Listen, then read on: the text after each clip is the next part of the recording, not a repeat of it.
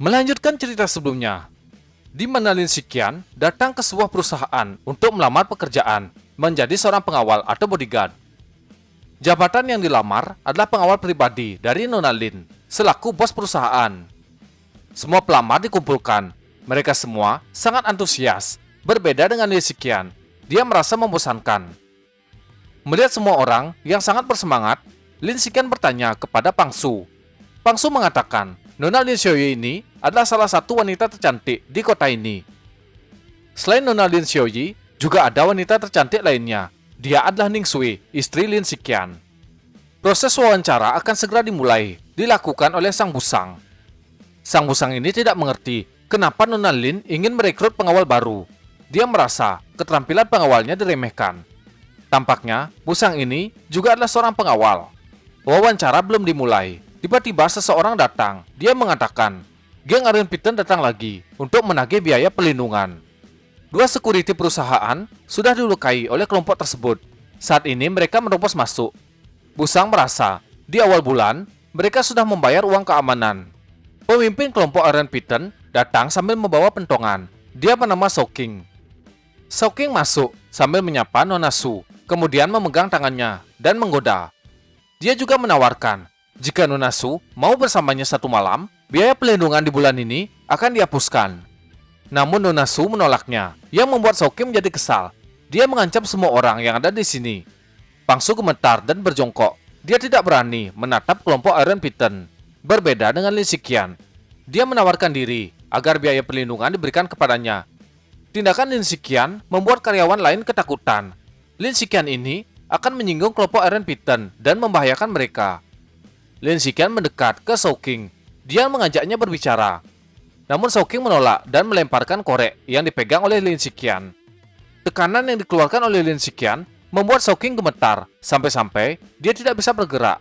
Lin Shiqian menyalakan rokoknya. Dia terus berbicara hingga membuat amarah Soking berkobar. Urat di kepalanya keluar dan matanya memerah. Dia memegang kerah baju Lin Shiqian. Dengan santai, Lin Shiqian meludahkan rokoknya ke wajah Soking. Seketika, para bawahan Soking bergerak menyerang Lin Shiqian. Namun gerakan Lin Shiqian sangatlah cepat, sehingga dua orang yang datang menyerang malah saling bertabrakan. Soking semakin kesal, dia melesat menyerang Lin Shiqian. Pukulan yang dia lepaskan berbenturan dengan pukulan Lin Shiqian.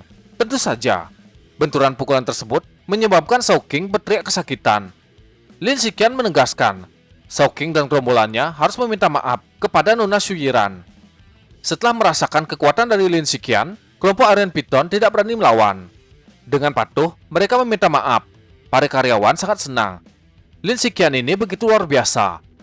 Setelah memperkenalkan diri, Shuyiran mengumumkan Lin Shiqian telah lulus tes. Bang San sangat kesal karena semua pujian dan pusat perhatian mengarah ke Lin Shiqian. Pelamar lain juga tidak terima. Setelah Nona Shuyiran memberikan penjelasan kepada mereka semua, mereka pun mengerti. Lin Shiqian mengajukan sebuah permintaan agar menerima temannya, yaitu Pang Su, sebagai salah satu security. Shuyiran tidak mempermasalahkan. Dia pergi membawa Lin Shiqian ke tempat Nona Lin Xiaoyi. Di dalam ruangan, Lin Xiaoli menatap asistennya. Shuyiran menjelaskan, Lin Shiqian ini telah lulus tes. Dia juga telah mengusir orang-orang dari Iron Piton. Nona Lin menanyakan apa pekerjaan Lin Shiqian sebelumnya. Dengan percaya diri, Lin Shiqian menjawab bahwa dia adalah seorang pengangguran. Hal itu membuat Nona Lin sedikit kecewa. Dia ingin tahu apa saja kelebihan Lin Shiqian. Lin Shiqian terdiam. Dia pergi ke sebuah meja yang membuat Nona Lin bingung. Dia kembali bertanya apa yang sedang dilakukan oleh Lin Shiqian. Tanpa diduga, Lin Shiqian menemukan alat penyadap yang dipasang di meja tersebut. Keterkejutan terlihat jelas di wajah Nona Lin. Lin Shiqian menyuruh Nona Lin tidak marah-marah. Mereka harus mencari tahu siapa pelaku di balik semua ini. Nona Lin mulai berpikir, siapa saja yang memiliki kemungkinan memasang alat penyadap. Setelah lama berpikir, Nona Lin menyuruh Lin Shiqian menemukan pelaku yang memasang alat penyadap tersebut dalam waktu singkat. Dengan begitu, Lin Shiqian diterima sebagai pengawal pribadi Nona Lin. 3 bulan ini adalah masa percobaan, dan dia akan dibayar sebesar 100.000 yuan. Di saat yang sama, seseorang mengetuk pintu. Orang yang datang bernama Gouhan. Dia datang membawa bunga. Kedatangannya ingin bertemu dengan Nona Lin. Dari sikap yang ditunjukkan Nona Lin, dia tidak menyukai Gouhan dan malah mengusirnya. Gauhan mengatakan, kedatangan sebenarnya untuk berbisnis.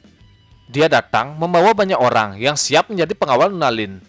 Mereka semua adalah master kelas 1. Lin Shiqian yang ada di sampingnya tertawa. Dia mengatakan adalah pengawal pribadi Nona Lin.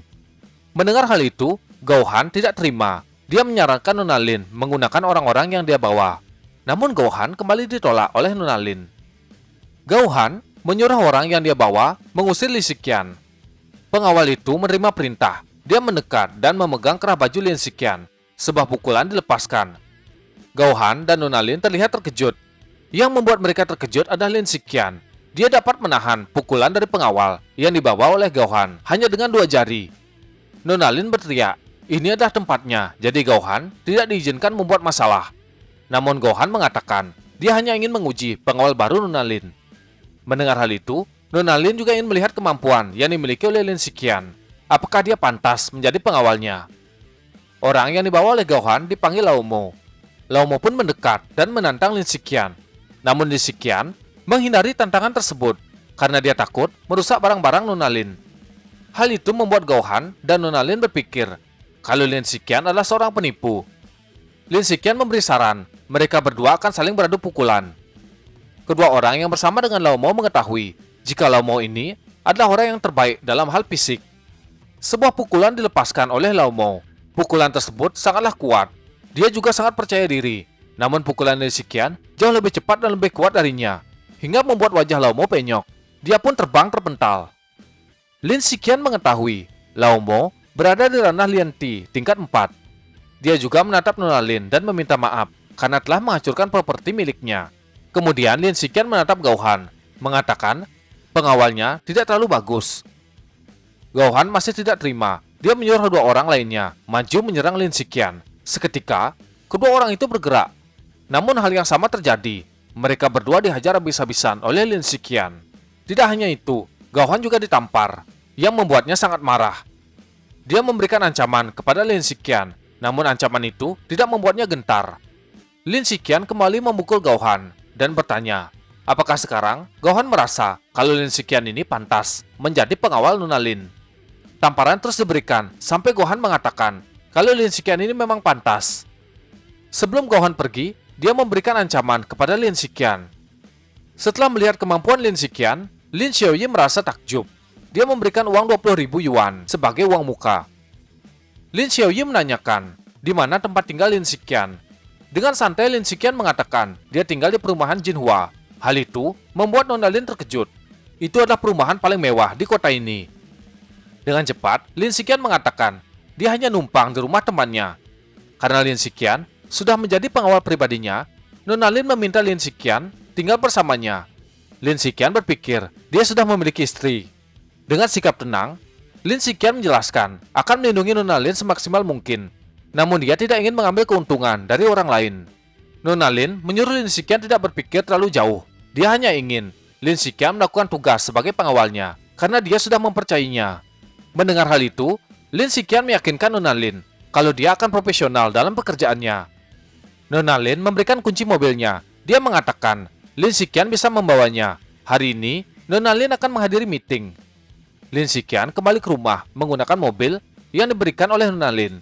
Di rumah, sudah ada Ning Sui. Dia menanyakan dari mana Lin Shiqian mendapatkan mobil tersebut. Lin Shiqian mengatakan dia meminjam dari rekan kerja. Namun Ning Sui meragukan perkataan Lin Shiqian. Dia juga tidak terlalu peduli. Ning Sui pergi meninggalkan Lin Shiqian. Setelah kultivasinya cukup tinggi, Lin Shiqian mencoba melakukan sesuatu. Dia mengarahkan tangannya ke depan. Dari telapak tangan terpancar cahaya. Sebuah kantong berwarna hitam keluar. Lin Shiqian memasukkan tangannya. Wajahnya sangat senang. Semua barang yang dia miliki di kehidupan sebelumnya masih ada. Saat Lin Shiqian memasukkan tangannya ke dalam kantung, sebuah buku terjatuh. Dia mengingat, itu adalah buku medis yang dia dapat secara tidak sengaja. Di kehidupan sebelumnya, Lin Shiqian tidak bisa memahami buku tersebut. Namun obat-obatan yang tercatat di dalam buku tersebut kemungkinan besar adalah obat yang ada di seluruh dunia. Lin Shiqian terus membaca. Di luar, ayah Ning Sui kembali datang. Dia menatap mobil yang dibawa Lin Shiqian dan berpikir, apakah putrinya membeli mobil baru? Seorang pria memberi komentar, itu adalah mobil mewah. Pria ini bernama Shao Yilong. Ayah Ning Sui merasa bangga dengan putrinya, namun dia kesal karena putrinya telah menikah dengan seorang pecundang. Ning Sui memanggil Lin Shiqian agar dia keluar menemui ayahnya. Melihat Lin Shiqian datang, amarah ayah Ning Sui langsung keluar. Ning Sui mengatakan Lin Shiqian sudah mendapatkan pekerjaan. Belum mengetahui detail pekerjaan, ayah Ning Sui kembali memaki-makinya. Zhao Yilong menyela, dia juga mengatakan Lin Shiqian memang tidak berguna. Kemudian dia mengatakan telah menemukan dokter spesialis untuk menyembuhkan Jin Mokai. Ayah Ning Sui berpikir, Jin Mokai adalah putra dari Jin Xiao, pemegang saham terbesar ketiga perusahaan. Jika mereka bisa menyelamatkan putranya, mereka pasti akan mendapatkan dukungan dari Jin Xiao. Lin Shiqian menyela pembicaraan, mengatakan dirinya belum tentu tidak berguna. Jika soal obat-obatan, dia bisa membantu. Apapun yang diucapkan oleh Lin Shiqian tidak pernah dianggap dan selalu salah di mata ayah Ning Sui. Sedikitpun dia tidak percaya kalau Lin Shiqian bisa menyembuhkan seseorang yang mengalami kecelakaan mobil dan dalam keadaan koma.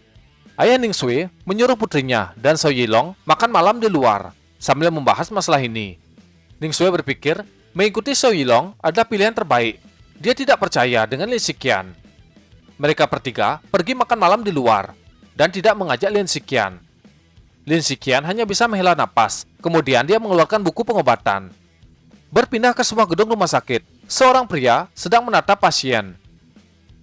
Di belakang ada seorang dokter. Dia mengatakan telah menggunakan semua metode medis, namun dia masih belum dapat membuat kondisi pasien membaik. Mendengar penjelasan dari sang dokter, pria tersebut hanya bisa mencari rumah sakit lain. Pria ini adalah Jin Xiao, dan pasien tersebut adalah putranya, Jin Mokai. Dokter kembali berkata, di rumah sakit manapun, putranya akan sama. Perkataan sang dokter membuat Jin Xiao kesal. Tiba-tiba seseorang berbicara. Dia mengatakan dapat menyembuhkan putranya. Orang tersebut adalah Lin Shiqian. Perkataan Lin Shiqian membuat Jin Xiao terkejut. Dia juga mempertegas, apakah Lin Shiqian ini adalah menantu dari keluarga Xia? Lin Shiqian tidak ingin membahas hal itu. Dia menegaskan dapat menyembuhkan putranya. Setelah berpikir keras, Jin Xiao memberikan kesempatan dan kepercayaan kepada Lin Shiqian. Lin Shiqian mempersiapkan pengobatan. Dia mengambil sebuah jarum dan ditusukkan ke dahi Jin Mokai. Tindakan tersebut membuat sang dokter terkejut. Namun sang dokter ditenangkan oleh Jin Xiao. Sebuah aura berwarna ungu keluar dari kepala Jin Mokai. Hal itu dapat dilihat dengan jelas oleh dokter dan Jin Xiao. Lin Shiqian mengatakan putranya terkena parasit. Itu bukan jenis parasit biasa. Penyakit tersebut hanya bisa dilihat oleh tabib yang berpengalaman. Dokter membantah, dia sudah memeriksa, namun tidak menemukan parasit tersebut. Lin Shiqian mengatakan kedatangannya ke sini untuk mendapatkan dukungan dari Jin Xiao. Jadi dia tidak mungkin menyakiti Jin Mokai. Mendengar hal itu, Jin Xiao setuju mendukung keluarga Xia. Tapi, jika Lin Shiqian tidak bisa menyelamatkan putranya, dia tidak akan melepaskan Lin Shiqian maupun keluarga Xia. Sebuah teknik dikeluarkan oleh Lin Shiqian. Dari tangan kanannya keluar cahaya. Kemudian cahaya tersebut dimasukkan melalui lubang jarum di dahi Jin Mokai. Tiba-tiba, serangga parasit keluar. Dengan jentikan jari, serangga itu dihancurkan oleh Lin Shiqian. Tidak berselang lama, Jin Mokai langsung sadarkan diri. Kegembiraan muncul di wajah Jin Xiao. Berbeda dengan dokter, dia sangat terkejut menyaksikan keajaiban di depan matanya. Jin Xiao menatap Lin Shiqian, kemudian mengucapkan terima kasih. Dia akan memenuhi janjinya mendukung keluarga Xia. Lin Shiqian mengucapkan terima kasih, kemudian dia pun pergi. Ketika keluar dari kamar, Lin Shiqian menabrak seseorang. Dia adalah Yi Yi, gadis yang sebelumnya ditemui oleh Lin Shiqian.